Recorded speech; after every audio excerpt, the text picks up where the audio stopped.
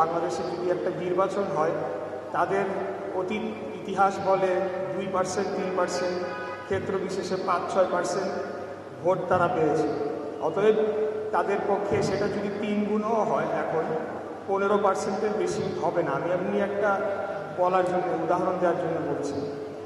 এই দলটি এখন মনে হচ্ছে যে তারা রাষ্ট্র ক্ষমতায় রয়েছে, তারা বর্তমান অন্তর্বর্তীকালীন সরকারকে তারা ডিকটেট করছে। তাদের কথা অনুযায়ী বর্তমান অন্তর্বর্তীকালীন সরকার বিভিন্ন সিদ্ধান্ত চূড়ান্ত করছে এবং তাদেরই মদদে নতুন একটি রাজনৈতিক দল, যারা গণ অভ্যুত্থানের মধ্য থেকে জন্ম নিয়েছে, তাদেরকেও বিপদগামী করার জন্য এই রাজনৈতিক দল শুরুর থেকেই বিভিন্ন ধরনের কলাকৌশল করে আসছে।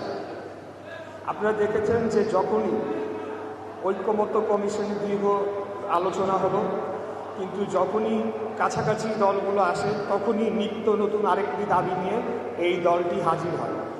আজকে এটা স্পষ্ট যে তারা আসলে কোনো নির্বাচনই চায় না, কোনো সংস্কারই চায় না। এগুলা শুধুমাত্র সময় ক্ষেপণ করার জন্য, কাল ক্ষেপণ করার জন্য তারা এই কাজগুলো করছে।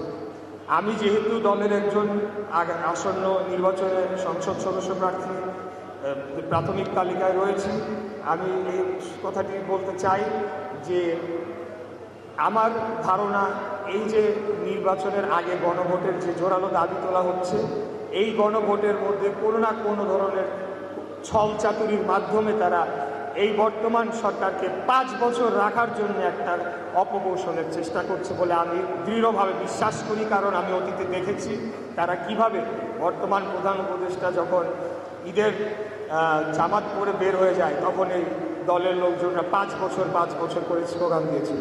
যখন তিনি বিদেশে গিয়েছিলেন, তারা 5 বছর করে স্লোগান দিয়েছিল। তাই আমি মনে করি আজকে 8 দলের সমাবেশ হয়েছে, আমরা এটাকে স্বাগত জানাই। বাংলাদেশ জাতীয়তাবাদী দল বিএনপি বহুদলীয় গণতন্ত্রে বিশ্বাস করে, অতএব সকল দলেরই তাদের সভা সমাবেশ এবং দাবি জানানোর অধিকার রয়েছে। কিন্তু তার পাশাপাশি আমাদেরও তো দাবি জানানোর অধিকার রয়েছে। আমরা বলতে চাই, গণভোটের দাবি সম্পূর্ণ অবৈধ। জাতীয় নির্বাচনের আগে কোনো গণভোট হলে সেটি সম্পূর্ণ অবৈধ বলেই বিবেচিত হবে, এটার কোনো সাংবিধানিক ভিত্তি নাই।